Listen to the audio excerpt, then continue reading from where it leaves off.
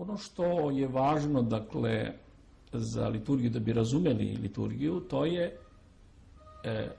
odakle ona potiče. Liturgija kao nastavak tajne večere koju je Gospod Isus Hristos proslavio, dakle, posljednji put pred svoje stradanje sa svojim učenicima,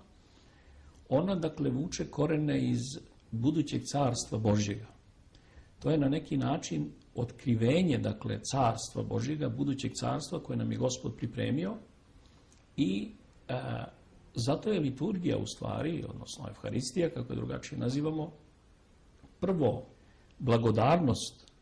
Gospodu, što nas je stvorio iz nebića, što nas je doveo u biće i što nam je pripremio buduće carstvo Božje, dakle, što je pripremio da živimo večno.